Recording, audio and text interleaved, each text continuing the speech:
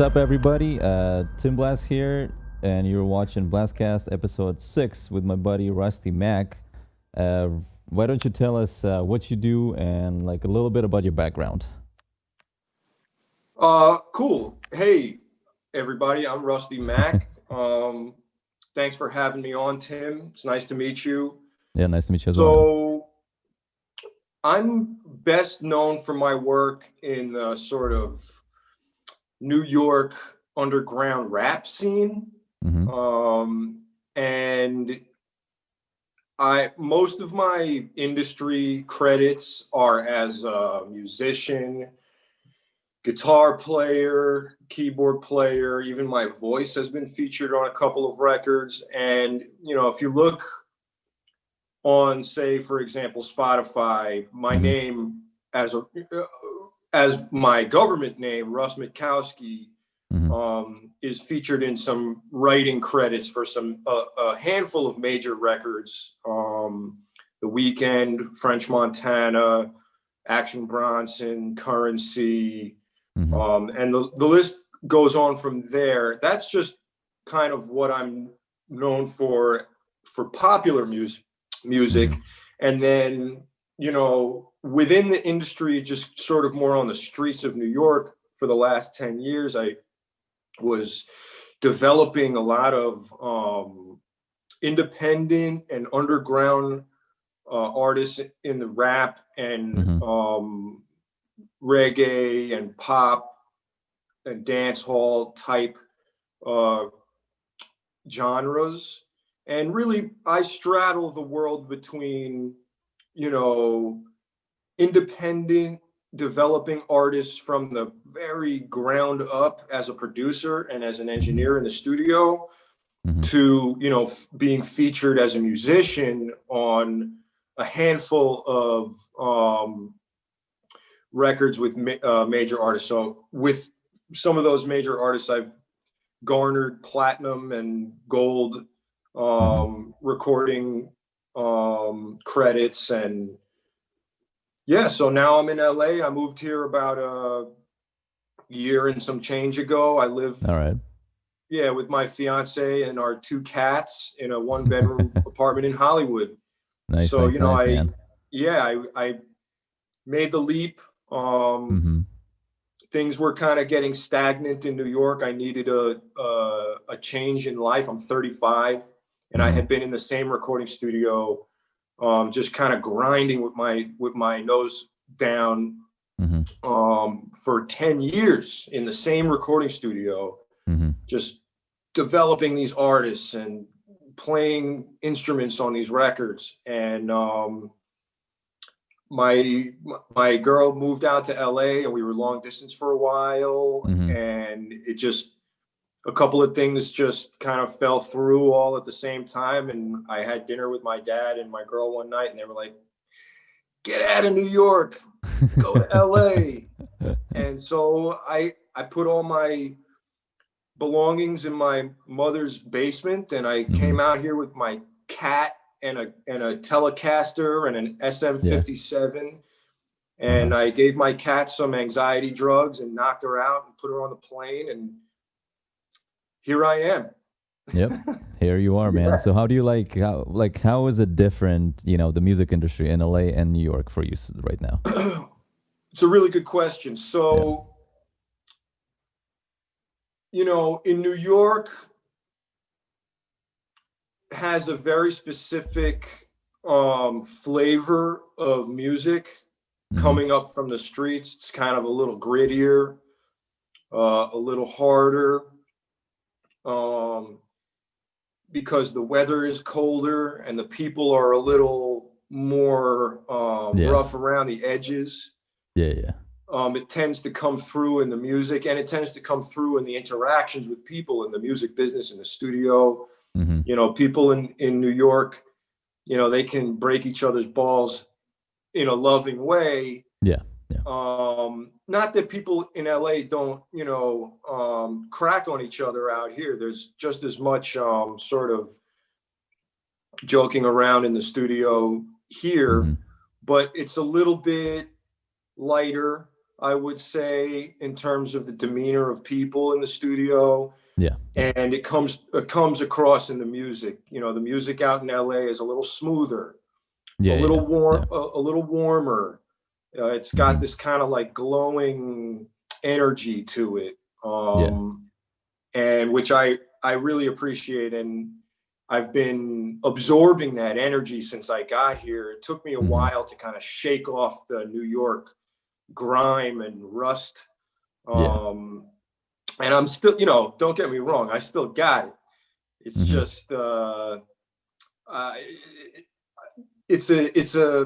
just still absorbing the energy out here, which is good energy. You know, people there's a little bit more of like the pop music industry out here. And the way that people write out here is a little bit different. Like I've seen a lot of more melodic sounding artists rather than straight rap artists. And the way people write in the studio out here, they do melodies first, like R&B and pop artists. They do these melody. It's mostly like top liners, right? Like first, and then they put the beats on top. Yeah, exactly. Yeah, that's what I see a lot in LA. They do these sort of improvisational melody things where they go in the booth and they just hum and harmonize. Yeah. And then we cut those up into like, all right, that part is catchy, so we'll put that as the hook. And then that part's a little more sparse, we'll put that as the verse. And then they plug the lyrics in later, you know? I've seen that. The last 3 artists that I've worked with in the studio have all used that exact same technique. And it wasn't such a prevalent thing in New York. So that's one of the biggest differences, I think. So then in New York, basically you guys start with like beats and, you know, start with the production and then you add melodies on top then? Like usually, you know, with that's what it goes. You know, I don't want to speak for everybody because I've only seen a couple of artists since I've been here, like maybe 6 or 7. But out of those 6 or 7, at least 4 or 5 of them have been doing that. And you know, even though I'm a producer as well, I really kind of try to sit back and watch an artist go through their process. And if they have beats already from their producers that they have relationships with over the years, I'm mostly right now hired to engineer and record them in the studio. And they've already got beats that are coming from, you know, they got beats in the email. I haven't seen too many people digging around for YouTube beats. They pretty much got their producers that send them beats that know their style. And they, you know, a couple of these artists, they have the beat already. They airdrop it to me. They go straight in the booth. They're in the booth like within 5 or 10 minutes of getting in the studio, and they're humming away, you know? Yeah. That's great. That's great. It's also, you know, nice when artists come prepared, right? It's like the worst when they come in and they're like, they don't know what the hell they're talking about. You know, they have no plan of what they're going to do. Like I worked with a couple people like that, and it's always a headache. It's best when they have something prepared and they know exactly what they're going to record. And well, not exactly, but like the, you know, essence of it. Yeah, it like makes everybody's life easier, definitely. Yeah. Well, I'm always impressed with it. Yeah. I was gonna ask you. So, do you like how is your you know, system works? Like what DAW do you use? Like what DAW? Like, you know, what's your? Great question. So it depends on what I'm doing. If I'm doing production, for example, I'll use a combination between Pro Tools and this app called Beatmaker 3. Okay. So Beatmaker 3 is an iOS app, and I basically use it to program drums and chop up samples on my iPad. And then I'll import the stems into Pro Tools through Dropbox. And so that's like one of my main beat making tools. Is Beatmaker 3 for iOS. And then, you know, I have my Telecaster right here. All right. So, Nice, you nice. know, I like to, once I get it into Pro Tools, I like to add some guitar. And, you know, the great thing about Beatmaker 3 is it allows you to play the drums like an MPC Oh, okay. Yeah. on the pad. Yeah, And yeah. then also Beatmaker 3 has this little kind of drum matrix that allows you to kind of run your finger along these little sliders where you can do Okay. trills and triplet and little Oh, glitched that's out cool. That's cool. drum patterns. Yeah. So it really gives you the feeling that you're playing the drums Mm-hmm. rather than sequencing them out in a piano roll or on a 16-step sequencer. Mm-hmm. You know, I try to really incorporate as much playing the actual instruments as Oh, yeah. possible. Yeah. Mm-hmm. And then in terms of like synthesizers, I've really been loving Serum.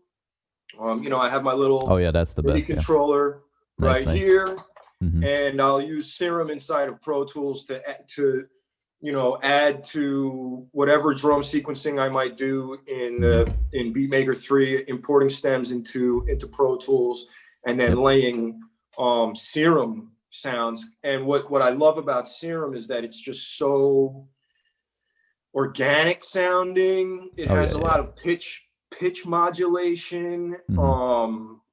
And it just sounds glitchy and old school and 80s. Oh, yeah, yeah. And I just like things that sound human. I like things that, because like for so many years, we've just been, you know, in the early to mid 2000s, you know, pop music got so auto-tuned and I know. quantized. Yeah. I want things to sound a little off. Oh, yeah. That's what I'm going for. So yeah, Pro Tools, Beatmaker 3, Telecaster, Serum. That's kind of my four corners of creation right now. Well, that's good. That's good. You know, that's good. Do you what kind of mics do you use? Like, well, I guess you work from studios, right? So they mostly have their own mics. Yeah. So Yeah. at home, I have, like I said, I came out to California with this bad boy in my backpack. And Cool. if you don't know what this is, that's a ribbon, you probably right? shouldn't be making music. But no, I'm kidding. This is an SM57. Yeah. Shure SM57. It's about $100 mic. You can put a nail into a 2x4 with it, or, you know, take a tooth out if you need it. And then I have, that's it. So this is a dynamic microphone for, you know, I'll do like vocal harmonies or percussion or something like that. And then I have just this cheap $100 Audio-Technica. Oh yeah, I got that one too. 20. Yeah. Condenser microphone. If I want to do lead vocals with an artist in my living room, I'll do that. And those are the two, you know, in terms of different applications of microphone. Those are the two tools that I would need to use for, you know, any kind of different applications. Now in the studio, you know, in the studio that I was working in for the last 10 years in Brooklyn, we had a Neumann U87 AI. Okay. And cool. that was running into an Avalon 737 preamp, and then by no coincidence, I mean, it's the standard. The studio that I'm working out here now also has the exact same chain. Neumann U87 AI, Avalon 737. I didn't invent it. I didn't choose the mics. It's just, I know, yeah. Most of the major studios, they most have them, yeah. Same thing with, like, I see a lot of studios. I actually bought the mic too. It's AKG C414. You know that mic? C414. Yeah, C414, yeah. It's a great mic. It's a little warmer. It's a little darker. You know, I find that the quality of the mic has a lot less to do than the artist and their compatibility with the mic. Oh yeah. And then the room and the space that you're in, because you know, you could have a C414 and then you could have an artist who just doesn't like that. Or you could have the U87 AI and you could just have an artist who doesn't like it because whatever, the U87 AI makes their voice sound too shrill because the AI has a specific EQ and the C414 has a specific EQ. And then you have certain artists who have certain vocal timbre. And if it sounds too shrill or if it sounds too dull, then you got to use a different mic, you know? Oh yeah, definitely. Let's see. Another question I want to ask you. So, a lot of people who watch this are mostly beginners or like, you know, trying to make it big somewhat, you know, somewhere in music business. So, can you explain like give everybody an advice like how to start and how to like properly start your career in music business? Oh, yeah. You know? Great question. Well, you got to love it. Yeah, exactly. You know, you got to love music. You know, I would say I look at it as a listener first. Look at yourself as a fan of music and try to curate your ear and train your ear for high quality music and not necessarily technically good play. Like you could have classical music, you could have jazz, you could have metal. These are all the really high end styles of music where the musicians are just phenomenal.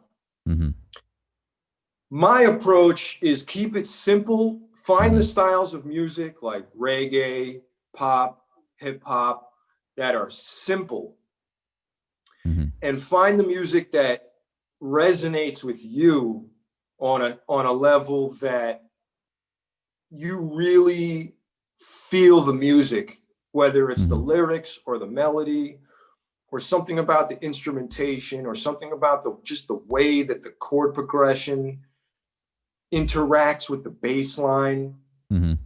Find your music that you love the most, that you connect with as a listener, and absorb that music and live inside that music and become a part of the music and let the music become a part of you and love it. Like I said, the first thing that I said, you have to love the music that you're listening to and love the music that you're making. And sometime after years and years and years of practicing and shaping your mind and shaping your ear and curating your ability to listen to music and then your ability to then reflect the energy of the music that you become so enamored with and in love with, then you get to eventually start to put it out. Because music is like an energetic cycle. You consume and you consume and you consume and you consume, and it shapes your mind and it shapes your ear. And then eventually, by some osmosis of spiritual energy, you eventually start to reflect that energy outwards. And no longer become a consumer, but then become a producer of this musical energy that you've been absorbing your whole life. So train your ear, listen to music that makes you have an emotional response, curate your playlist with all your favorite songs and listen to them over and over and over and over and over again until they become a part of you. And then it'll just start flowing out of you. And that I'm like the creative guy. I'm like I'm not huge on music business, marketing. I love it. Networking, I love it. I'm learning more about that stuff. But me, I'm on a quest to make melodies, chord progressions, bass lines, drum patterns that resonate with people on a deep emotional level. And I think the best advice that I can give to people out there, beginners, is to walk that path with me.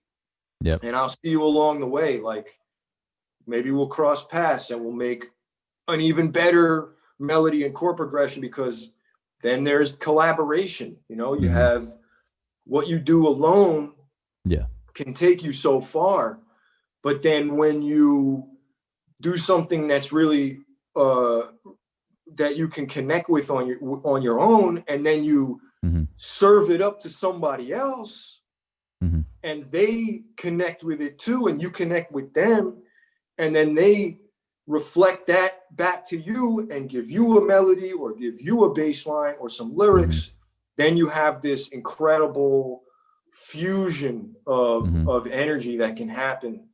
And so be open to collaboration, be open to letting time and space and letting your creative process breathe.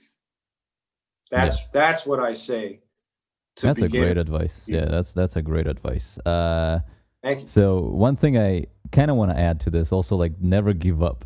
Because I see a lot of people, like, they, they want to do music, they want to, like, write music and stuff, but then they get into DAWs and they have no idea how to produce music, and they just kind of, like, do these, like, half-ass, beats and just send them to everybody. I would just say, like, don't give up. Like, make 100 or 200 songs first or something like that. Find your little, like, inner musical voice.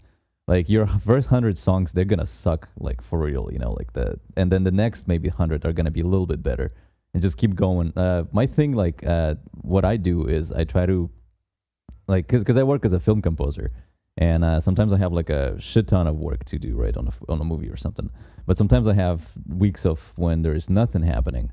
But I just, I try to always use that time of nothing to just try and sit and write, like, songs, Just sit and practice, songwriting. It doesn't matter how big you are, how small you are. Like, it's always good to just continue doing it, because it always helps. Yes. Yeah. I will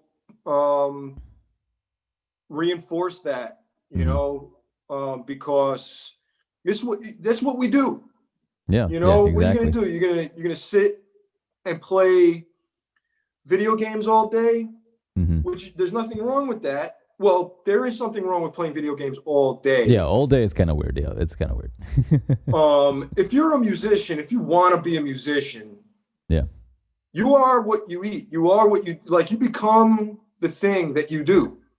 And if you spend, I guess some people do have to have a gift. You might spend your whole life doing music and still make trash. I guess it happens. But the hope is that at some point it does click for certain people, and they find their sound. And you can't really do that without digging around and really becoming, like, obsessed for years upon years with doing this stuff. And I'm 35 years old. I've been doing this since that age. Nice.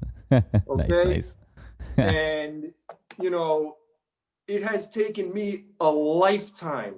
Yeah. And I wouldn't even say until maybe 2 years ago, maybe even this year, I'm, like, actually satisfied with the music that I'm making. I've been doing music my whole life. I look back on music from my teenage years and from my 20s, and I'm like, what was I doing? What was I thinking? This is terrible. Yeah. And even up until, like, 2 years ago, I'm like, I just wasn't, I had moments of where I was like, all right, this is cool.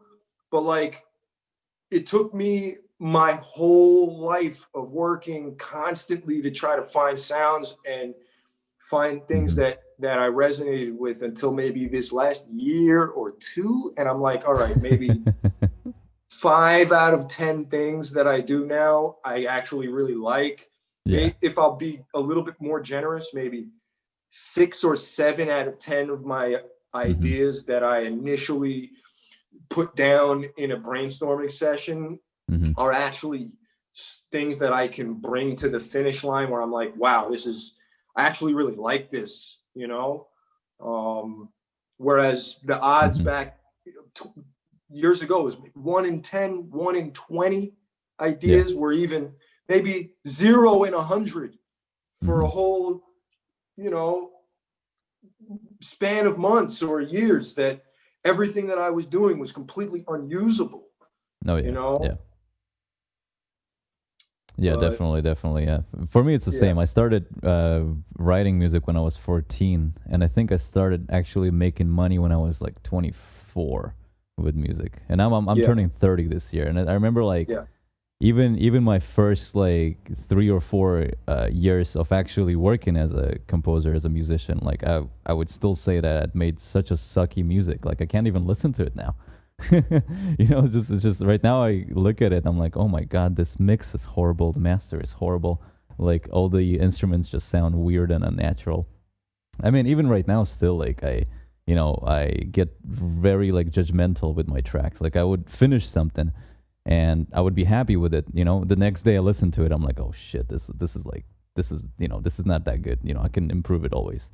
But also one thing that a lot of people do is they will start working on a track, right? And they will not finish it for like a year. Like, and I always tell people it's kind of important to finish a track as soon as possible, because like if you don't finish it, you will kind of like never finish it in a way, because you will continue like messing with it, and it's gonna be a different thing over and over. Like, what's your input about that? I would say I have similar experience, but also there are exceptions to that rule. Some of the things that, like some of my credits that I was telling you about before, you know, having worked with another producer, his name is Harry Fraud, who is the guy who was basically my plug into the industry. And a lot of the stuff that we developed over the years had been sitting on hard drives for many, many months. Sometimes the shelf life of an idea would literally be years. And it would sit on a hard drive, and then it would just, you know, we'd have these folders of ideas, and they would get sifted through.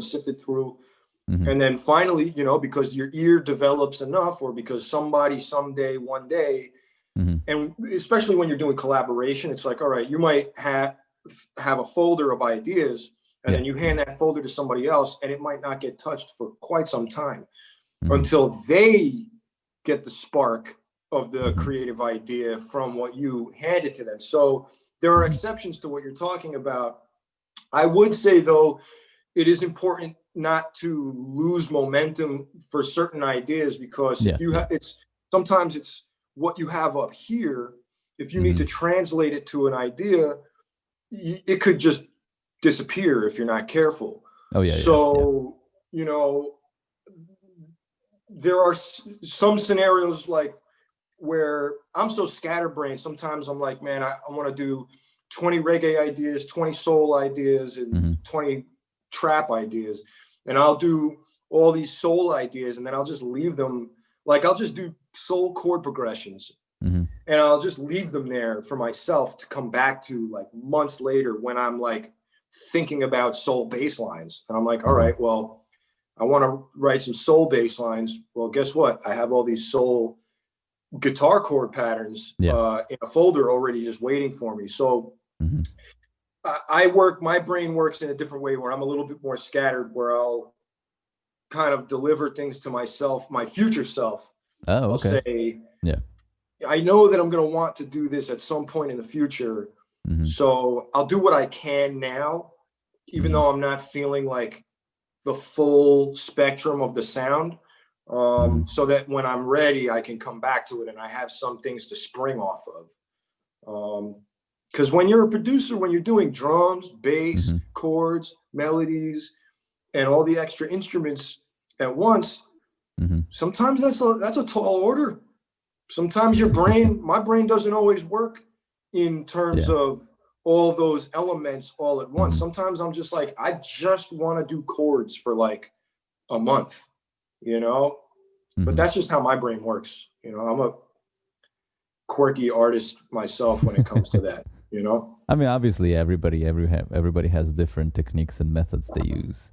Let's see. So you had a plug when you what is his name? Harry Frog. Harry Fraud. So yeah. Shout out to Harry Fraud. Haven't spoken in a while. We spoke like at the beginning of quarantine. We caught up a little bit. Yeah. He is known in the New York rap scene for developing artists like French Montana and Action Bronson out of New York.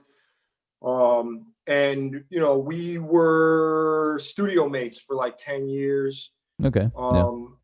And we had a thing where me and a handful of musicians would do composition recording sessions in the studio where we would do like round robin, you know, we would have bass player, keyboard player, guitar player, percussionist, and I would sit at the board and I would say, you know, guitar player, go. And I wouldn't really, I mean, we would give them a little bit of direction, but it was more just like, all right, here's a BPM. Yeah. Here's the click. Yeah. Here's the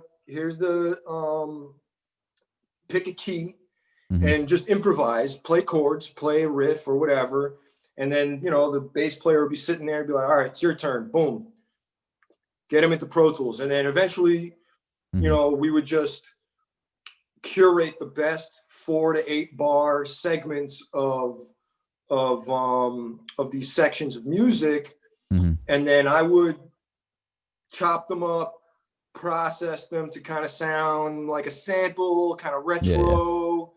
And then we put that in a folder for later use, you know, labeled with the names of all the musicians on it and the BPM and the key that it's in, so that Harry Fraud could then package it into a beat and then shop it to his artist that he was affiliated with. And that process, that creative process and those relationships is what developed into the songs that we all as collectively gained like gold and platinum and, you know, all these records that particular crew of people was known for in the business. And it was spearheaded by Harry Fraud. Harry Fraud is a really amazing, talented guy who has a vast network and is known in the music business, at least in New York especially, and in the rap music business in New York, for being an innovator, being someone who was able to capture a sound of a specific era, of a specific place, New York, especially in the mid 2000s, 2010 to now, especially, and to kind of be a pioneer in New York rap music, and somebody who, you know, straddled the universe between sort of the underground New York rap to the popular New York rap, you know. And I was, me and a handful of other musicians were right there alongside in the studio every week writing. It was a really organic scene where we were really doing it for the love of it, doing it for the passion. We really loved writing music, and it was an outlet. It was an outlet for us to do traditional styles of, you know, soul, funk, rock, and then put those ideas into rap, which is, you know, where rap is sampling all that stuff anyway. So we were doing it, but in an organic way. Yeah. You know, so That's really refreshing to hear. Yeah. You know, that process. It sounds amazing. It sounds like a lot of fun because I know a lot of like rap producers here in LA. Like they just love samples and just like VSTIs for everything. But like this sounds refreshing and amazing. Like that's awesome. Yeah. Yeah, it was a beautiful thing. Yeah. I owe Fraud a phone call. Yeah. We have given each other a little bit of creative space, and I'm kind of doing because for so long I gave him so many of my best ideas, and I had a lot of difficulty compartmentalizing my own brand over the years, and had a difficulty standing out, and I had some insecurity, my own personal insecurities about being kind of in the shadows, and it messed with my head a little bit, and I was unable to kind of navigate the world of, you know, having this incredible opportunity and then to capitalize on it to make a brand for myself. So what I've been doing lately is taking a step to the side, hopefully temporarily, and rebranding, and taking a lot of my best ideas and trying to save them for myself, at least for now, so that I can make a push with my own career, and then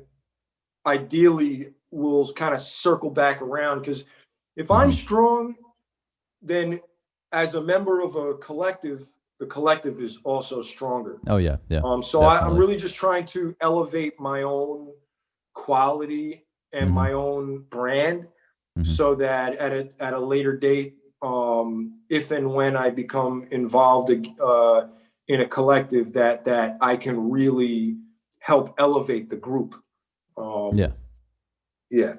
Yeah, that definitely makes a lot of sense, man.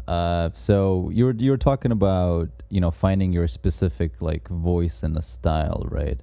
Yeah. So like my thing was like, so I found my style when I was like maybe like 21, 22 or something like that. Well, somewhat style. Like I mix 9-string guitars with like orchestral music. Woo! And that's kind of like, yeah. Here, just to show you. 9-string guitars. Oh, yeah. Anyway. I have questions about that, but go ahead. Yeah. So anyway, so like I found my style, right? And I was kind of lucky to find it before I even started producing music for other people and producing music for films and stuff like that. And but also like at the same time, I'm thinking like it is important, but it's also like even though I found my style, I wasn't really able to produce like good quality music with that style, and it took me years and years and years to even like get somewhere good with it. Like I think last year was the point where I was like satisfied with an album that I put out, and I'm like, okay, I'm satisfied. Like I didn't even want to touch it anymore, you know?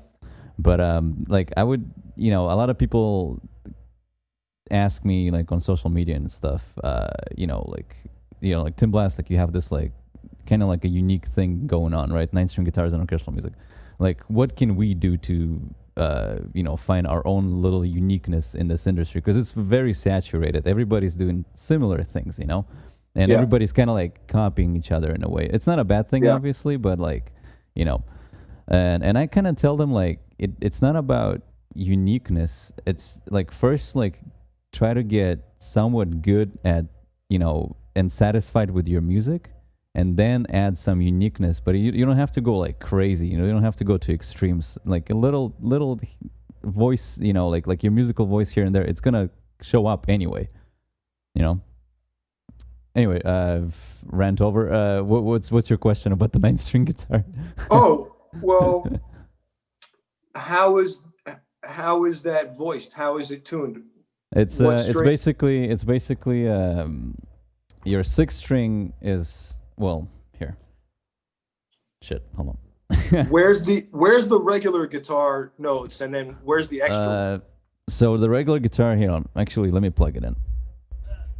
I think it's easier to show it live like this. But anyway, Yeah, so your demonstration. regular guitar is here on the bottom, so it's your Okay. sixth string. But the thing is, I tune it really differently. So I have a 6-string guitar here, but the major third from the third and the fourth string, like that, the fourth fret that makes the second string, the same Yeah, yeah. tone, whatever. But I move it up a string. So basically, I have my 6-string guitar in between here. So like this last string, the highest one is gonna be E as well, but it's like it's transposed in a way. And then Okay. also the lower 3 strings are tuned an octave down. So it's like B E B E. Here, I'm gonna plug it in. Hold on. Whoa. Yeah. Let me see, where's my chord. I mean, it's interesting. I've been playing 7 strings, 8 strings since I was teenager. Yeah. And then 9 string showed up on the market. I'm like, holy shit, I'm grabbing this. Yeah, yeah, Like, yeah.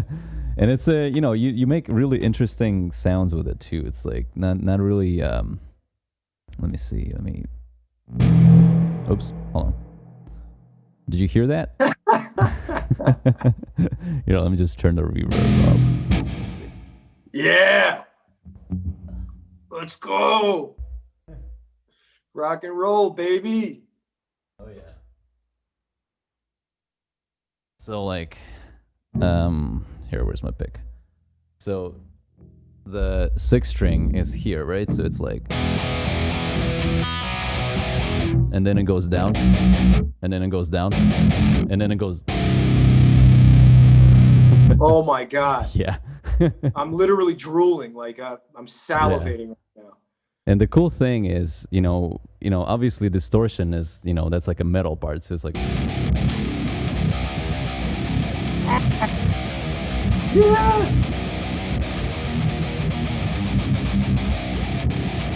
Yeah. So, and then, when you switch to clean, it's almost drony. So let me see. Love it. Yeah. Okay, so that's clean, right? So you can play the 9th string.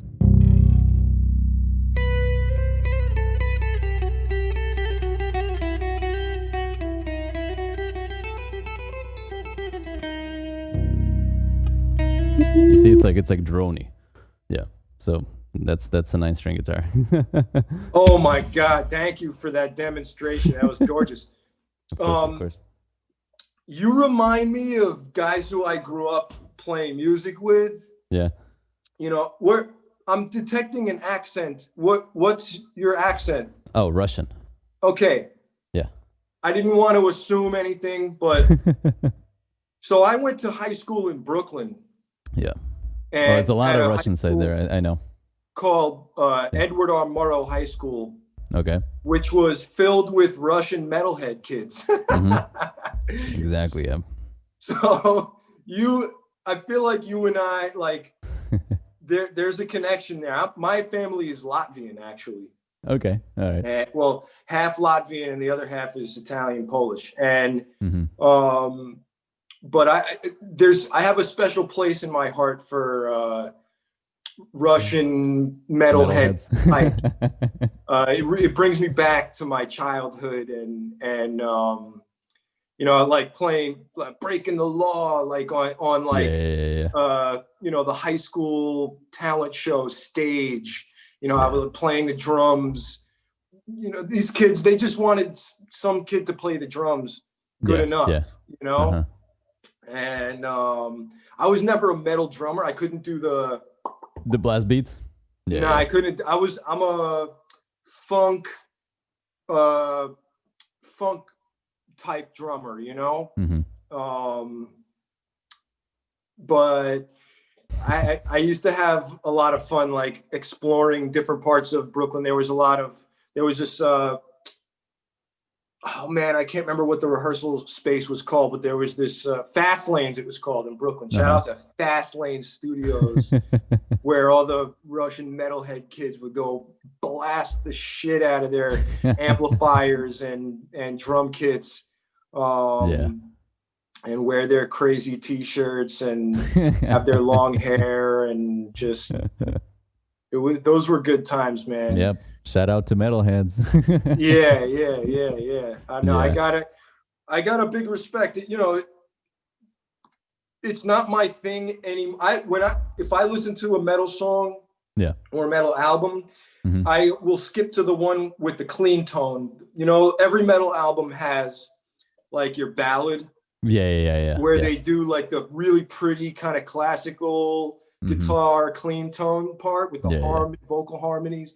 That's where I beautiful. think personally, that's where my heart lies in that genre. I maybe in my old age, I've gotten kind of like I would have listened. I used to listen to things like Tool and Rage Against the Machine to get my blood going. But I don't do that stuff anymore. I like to relax. I don't like that makes to get sense. stressed out. Yeah. A lot of that music gets me stressed out, man. It's funny. Yeah. I'm like the opposite. I listen to metal to relax. Like I listen to it to sleep and stuff. Like it just puts me to sleep. It's like white noise, you know? Yeah. You're also like crazy. Well, the thing is, I don't know. I mean, I grew up with like rock and metal, and I obviously listen to everything, like orchestral, you know, rap, pop, country, whatever. I listen to it all. But the thing is, like metal kind of like resonates with me, like on the emotional and like energetic level. Yeah. You know, it's just so energetic. Like the people just put their heart and soul into it. And I mean, obviously like every music is kind of like that, but for me, like it resonates so deeply. And I kind of use it as a, you know, tool, like my metal background. I use it as a tool to write orchestral music for films. Cause it's basically, you know, if you take out the distorted guitars and move them to violins and, you know, violas, cellos, it's just going to be orchestral, like cinematic music pretty much. Yeah. You know? Yeah. Let's see. I was gonna ask you. So I had this one. What do you call it? Client, right? So they wanted a cinematic, like trap with 9-string guitars, right? And I remember thinking like, okay, that's not gonna make sense. So I gave them the track. They actually used it in a project. Cool. But then I got a bunch of messages that like young kids want me to produce, you know, kind of like trap music for them. And I'm not a trap producer. Like I did it just once, and then, you know, kind of like not really. I don't know. I mean, I enjoyed it, but also like it was kind of more of a quick little thing to just release and just like kind of forget about it. You know. One thing that I noticed in trap music, everybody is kind of like, you know, the beat is always so similar. Like, do you ever notice, you know, when you listen to music yourself, do you ever notice the instruments that you've used before on other tracks? Like, you know, other producers use the same exact like VSTIs and instruments like drum pads and stuff. Yeah. All the time. I mean, you know, genres are often defined by the timbre. You know, Frank Zappa, I'm a student of Frank Zappa, and one of the things that he would profess was that timbre is king. And, you know, melody is one thing, but if you hear like a trumpet that has the mute that's going, you know what that is. That's a specific thing. It's triggering a specific emotional response because we've been trained to associate certain types of visuals and lyrics and things that bring you to this place. And like a tuba or an accordion, it could be anything. The timbres are kind of what might dictate the genre. And in trap, there are certain trends. And because of the internet, it's there can be regional sort of dialects that come up in the language of trap production. Atlanta has a specific sound. Chicago has a specific sound. New York has a specific sound. LA has a specific sound.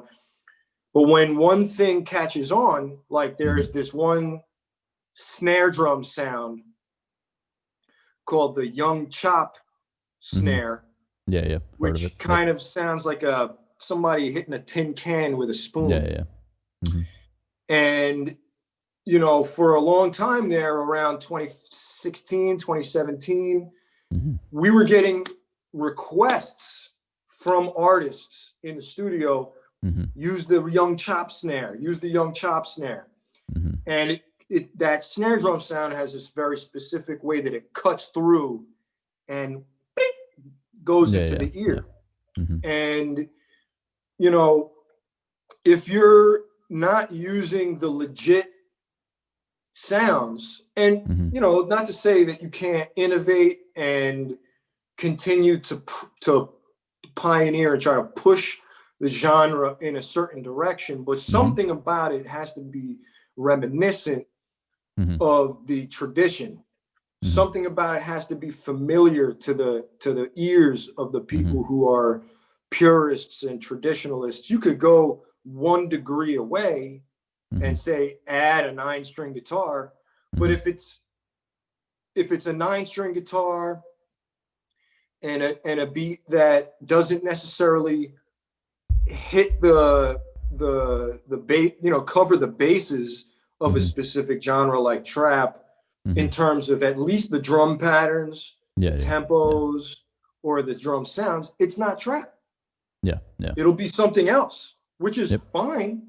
But it's like, if that's what your client is asking for, then you kind of got to cater towards that. And, people are not stupid. They know, you can tell a 5-year-old kid could tell the difference between, Mexican music and Polish music. Even if it has the same instruments, there's enough different about it that it doesn't take a genius to tell that something is off. Exactly. So, if that's what people want, you got to give people what they want. And then, you could always twist it in a way that makes it your own or makes it unique and add. One of the things that I learned, and I actually have a degree in music production, which I don't mention very often, but one of the things that I learned from one of my great teachers, shout out to Jim McElwain, was that sometimes you don't want to change more than one element at once. If you want to do something just right, you give 1 degree of difference, not 2 degrees. Once you've jumped over into 2+ degrees of difference, you're no longer in that world. You can do something very pure and then add 1 degree of something different, and then you still have 1 foot firmly planted in a genre, but then you've colored it in a specific way. So, it's at that point you just have to have a deeper understanding of what makes a genre, what defines a genre of music, so that if you don't want to alienate people, and if you really want to make people feel comfortable and be like, well, this is what I came here for. I want to get what I was expecting. You want to give it to them, Yeah, that's exactly what I did on that 9-string guitar trap track. Like, first I started it with a beat, and then I just added a bunch of guitars, but then it just didn't sound like, it just sounded like metal over, a weird trap beat. It just sounded weird. But then I added all the like piano elements and little, hits like a what do you call them? Brass like hits here and there, and suddenly it just sounds like trap, but like with the 9-string guitar, But yeah, I completely agree with you on that. You gotta stay within the genre in a way, and if you want to add something, just add like 1 or 2 elements, but like here and there, like don't go too far away. But also, sometimes I feel like people, when they add more elements to an existing genre, they make a new genre. and then that also can happen. Like, what's the when did rap became trap for you? Like, so that happened a while back. I would say shout out to this guy named Lex Luger. Okay. He's the one around 2010 who started putting a really trill. I mean, you can go further back to like 8-Ball and MJG. I think those guys are from Houston. I could be wrong. Somebody correct me. You could go further back to even like Lil Wayne when we were in junior high school, like when I was in junior high school. But really when it jumped from, say, dirty South music or crunk music into trap was this guy Lex Luger producing a song called BMF for Rick Ross. I remember that. Around, say, the 2009, even could have been 2009. I remember being in Brooklyn, walking down the street. I was living in the Hood. At that time, I was living on Nostrand and Atlantic in a loft. And I remember hearing this sound emanating from an SUV on Nostrand Avenue, and the drums were just going bananas, just brr, brr, brr. I was like, what is this? How, like, it sounded, before, if you were doing drum patterns that were too trilly before 2008, 2009, it was like not so socially acceptable, especially in New York. People were traditionalists in New York. It was a lot of boom bap and a lot of sort of more soulful type underground rap. But man, the power of trap came and took everybody like storm around that. Around that time. And it was so powerful the way that this guy Lex Luger started programming those hi-hat patterns with the triplets and the 32nd note and 64th note triplets, and it became infectious. And it was like an explosion on the scene, and everybody copycat. I copycat, but it was because it was a new challenge. It was a new plateau, a new frontier of drum programming that gave us a lot more freedom. Because from in the past, the drums have to go like this, boom, bat, bat. They were really simple back in the day. Bat, bat, and then something changed. One guy was brave enough, and I'll always credit Lex Luger for it.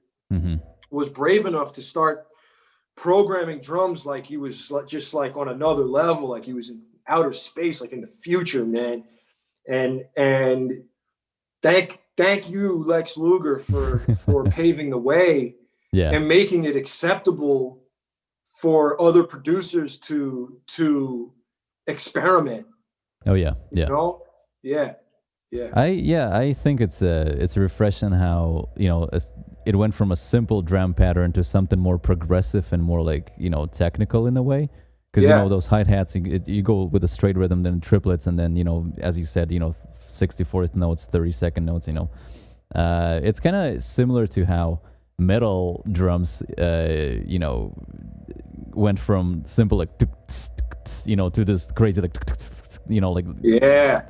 and same thing. It just became more and more socially acceptable to listen to the crazy like technical fast music. And I feel like trap is kind of like, it's not exactly fast, but with the hi-hats it makes it more technical and it makes it a little more complicated, but it's also like simple in a way that a lot of people can just listen to it, without actually paying attention to everything that's happening in the music. What do you think, like, I don't know, that's more of a funny question, I guess. Like, what do you think the next thing's gonna be in music after Drill. Drill? What's a drill? So it's a really great question. I'm so glad you asked, because it goes along with the conversation of experimentation and innovation and pioneering. And once again, you got to credit the people who were brave enough to take the step.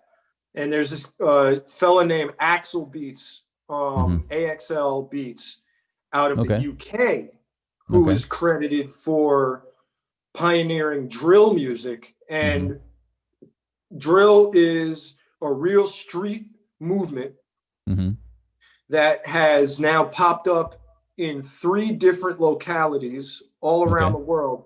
It's just like when the pyramids were built.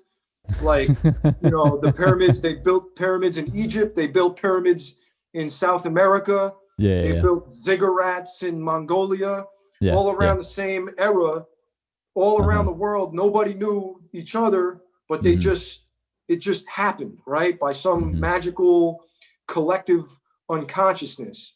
Now we have the internet, and so people there's this osmosis of creativity all around the world at the same time. You might have one kid with his Fruity Loops who just decides to put the snare drum over here instead of over here. And then all of a sudden you have this new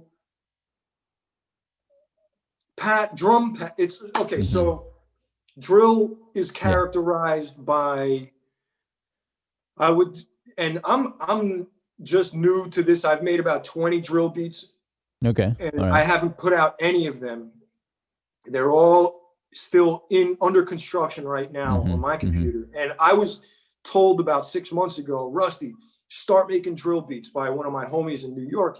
Yo, this is the next wave. You got to get on it. And basically what it is, from my understanding, is that it's characterized by a specific BPM from about 70 BPM to about 75 BPM, not outside that. Okay. Yeah. And it goes, it's like boom, bat, boom, boom, bat, boom, bat. Okay. Boom, boom, bat, boom. And then the hi-hats kind of like are going, and it creates this hypnotic, sort of mesmerizing, trippy, syncopated drum pattern feeling. That's like, it's like, if it wasn't so nice, it would be almost nauseating.